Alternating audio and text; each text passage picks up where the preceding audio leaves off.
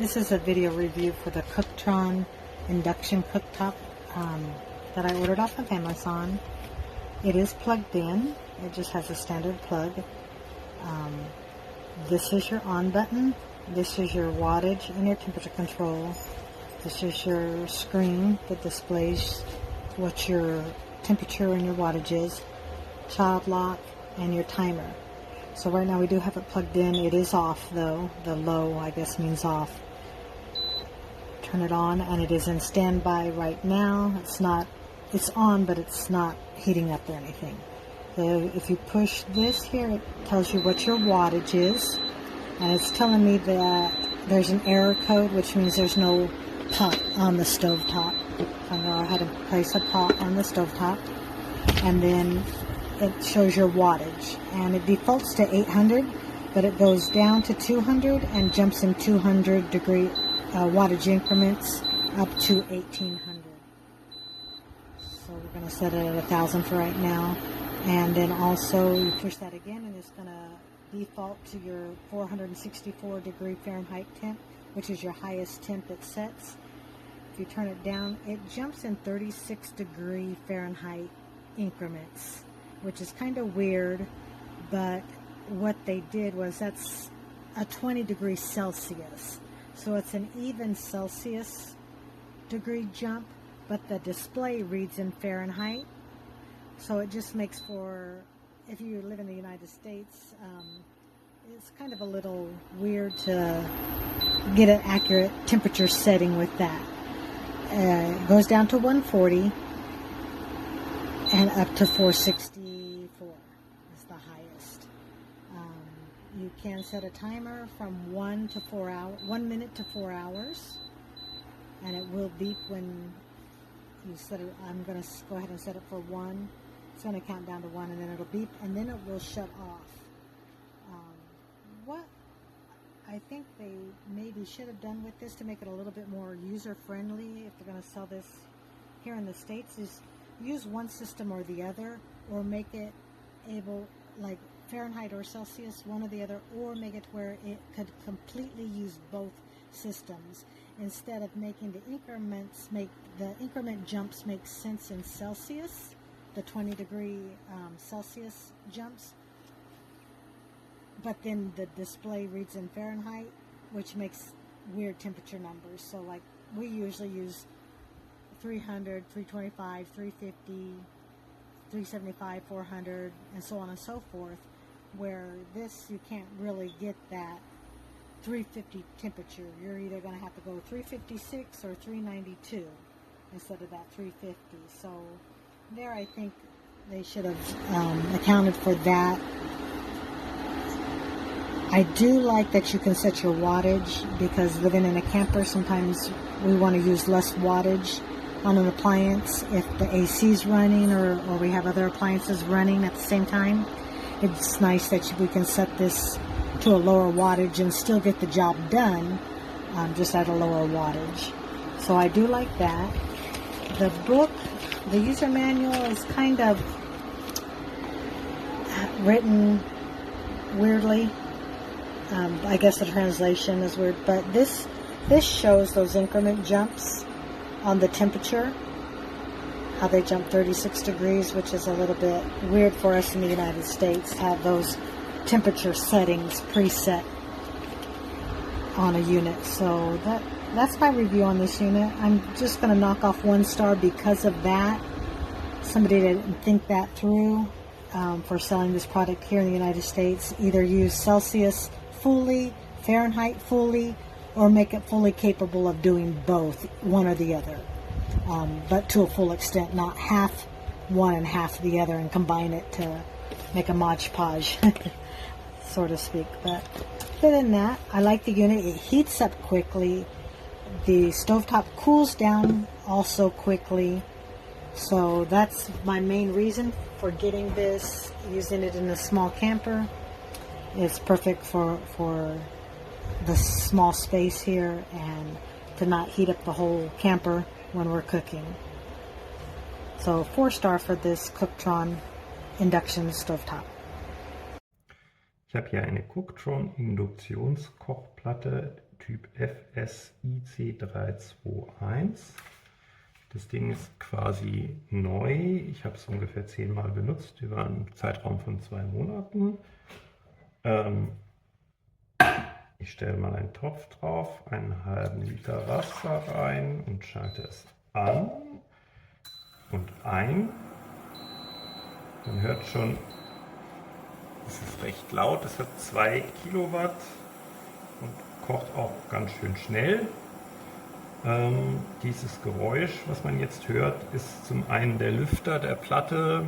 Der ist ungefähr so laut wie ein Handstaubsauger, ein kleiner vielleicht, ein bisschen weniger. Und außerdem hört man natürlich das Geräusch der Induktion am Topf. Das ist immer so bei Induktionskochplatten.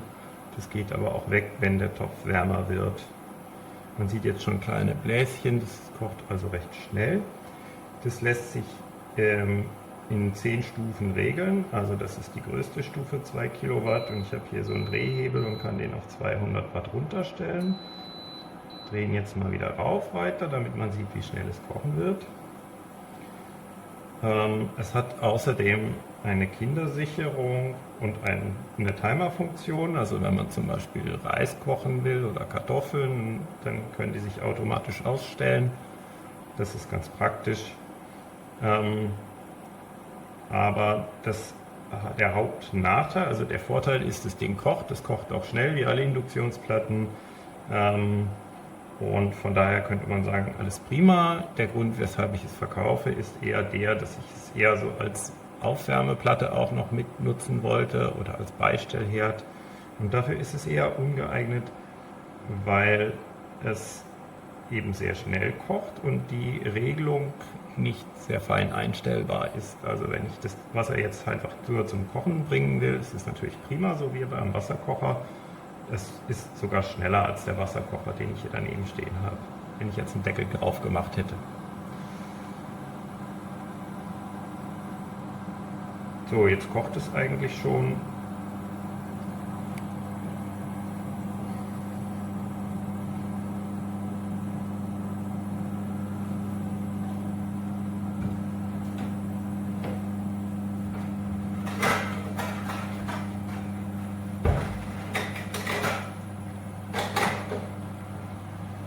Einen Deckel drauf, damit es nicht alles so verqualmt hier.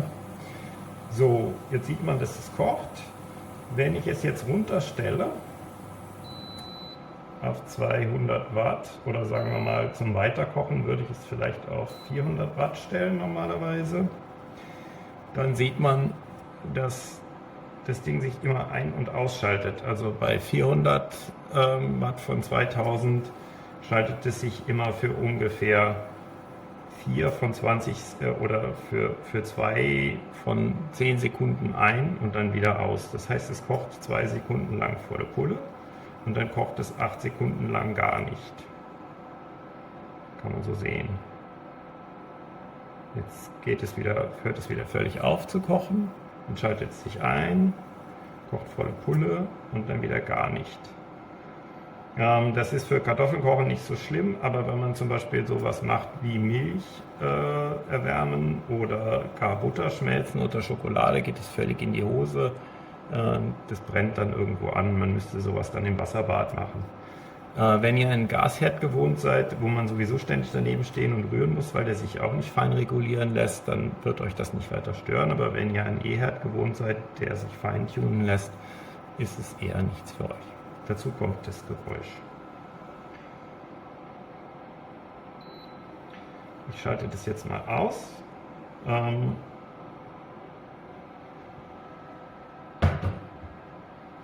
Die Oberfläche von dem Ding besteht aus Kunststoff.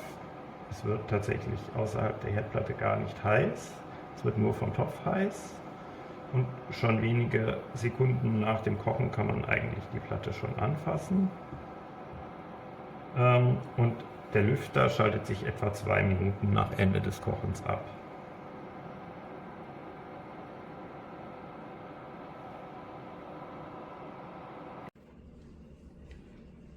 Here's your power button. This is your wattage and temperature control button. And nothing happens until you click this. Default is 800 watts. which is equivalent to 464 degrees. And once you're in degrees Fahrenheit, you can rotate that down through the range 140 to 464. And if you click back over to wattage, you're already at 464 at 800 watts, but you can crank it up to 1800 watts. I'm not sure if that increases cook time or not.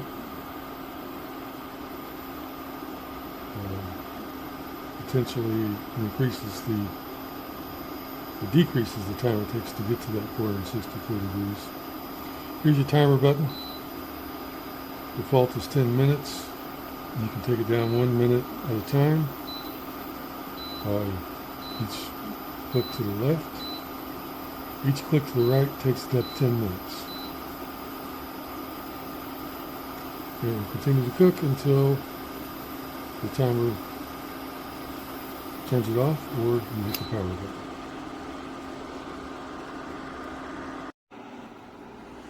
This pan does not work with this stove.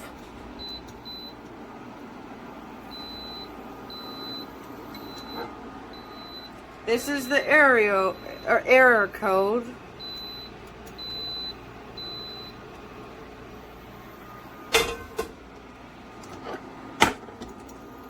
This one, for some reason, works with this stove, although, for some reason, it is lighter than the other stove, or the other pan.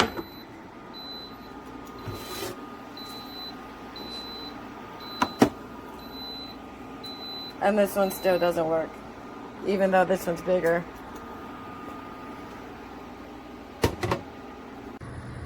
Alright, I got the COOKTRON here. So when I plugged it in, the display will say low, I guess to indicate low heat, even though it hasn't been on. So what you're going to do is hit the power button, then hit the function. It's going to give you a couple options. This one is the temperature. So somewhere between 300 and 400 degrees is, quote, medium temperature. It also has another function, I guess it's maybe wattage. The booster button basically will have it run at max power for about a minute. If you get an E0, it means that whatever thing you're using, like if you're using like aluminum pans or something, isn't compatible. There's some instructions in the book about doing a magnet test, but as you can see, I've only had this going for just a little bit now, and it's getting up to temp here, and I'm gonna go ahead and make some dinner. Right there.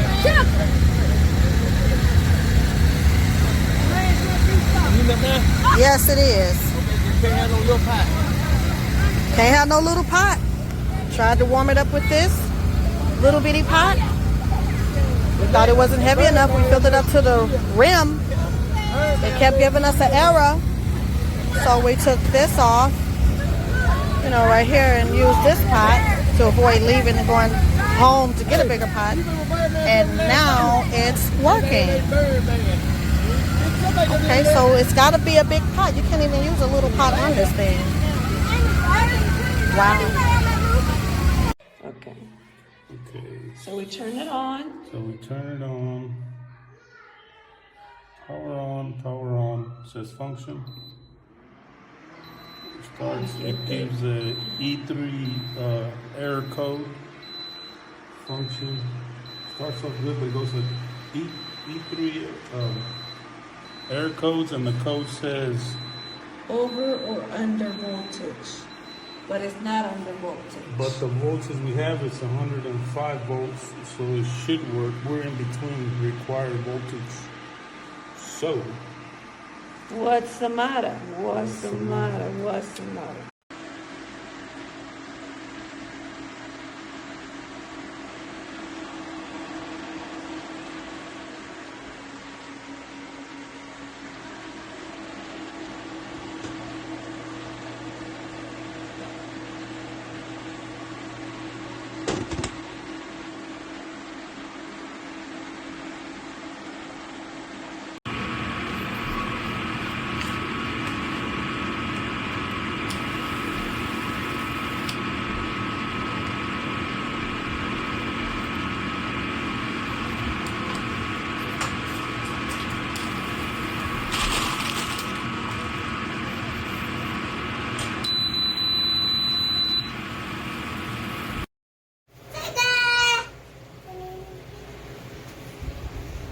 Square?